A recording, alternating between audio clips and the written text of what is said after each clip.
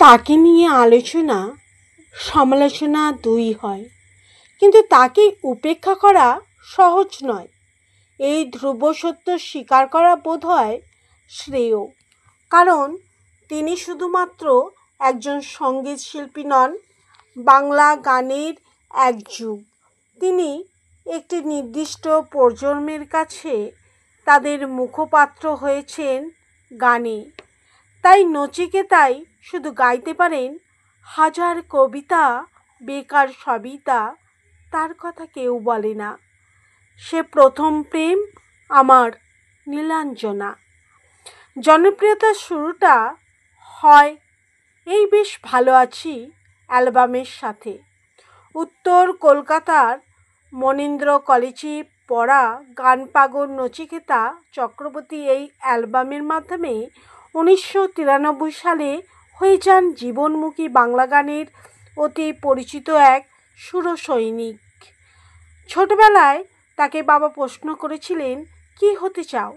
সেদিন কিছু না ভেবেই তিনি বলেছিলেন, ইতিহাস হতে চাই। তবে এই ইতিহাস হয়ে ওঠা রাস্তাটা সহজ ছিল না। বছরের পর বছর দর্শকদের একই মুগ্ধতায় মজিয়ে রাখাটা নেহাত সহজ নয়। বারে বারে প্রতিবন্ধকতা এসেছে, রটে গিয়েছে তিনি অসুস্থ, বিরক্ত হয়েছেন, ঘুরেও দাঁড়িয়েছেন তিনি, উত্তর দিয়েছেন মঞ্চে। তিনি নচিকেতা চক্রবর্তী, আবাল বৃদ্ধ বনিতার কাছে শুধুই নচিকেতা। নচিকেতা মানে ভালোবাসায় মাখামাখি নীলাঞ্জনা, আবার নচিকেতা মানে বৃদ্ধাশ্রম। জীবনমুখী গান, কলেজ বিশ্ববিদ্যালয়ের পড়ুয়া, 90-এর দশক সব যেন এক প্রেমে বন্দী। আজও তার গান শ্রোতাদের কাছে সমানভাবে প্রাসঙ্গিক। তিনি মঞ্চে উঠলে উচ্ছ্বাসে ফেটে পড়েন ভক্তরা, তাকে পাগলের মতো ভালোবাসেন। তাতেই তিনি পূর্ণ। তার রাজনৈতিক পথ, বিশ্বাস নিয়ে অনেক আলোচনা সমালোচনা হয়।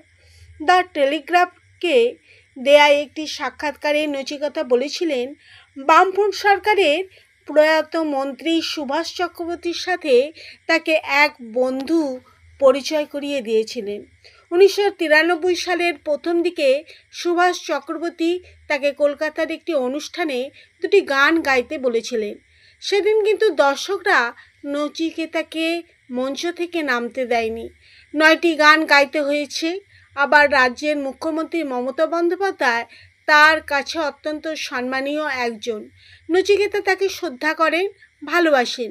নচিকেতা বলেন, তিনি সফলতার পিছনে ছোটেননি, তিনি ছুটেছেন সৃজনশীলতার পিছনে। এখানেই তাঁর সার্থকতা। এই জন্য তিনি মঞ্চে উঠলে আজও উচ্ছ্বাসে ফেটে পড়েন ভক্তরা।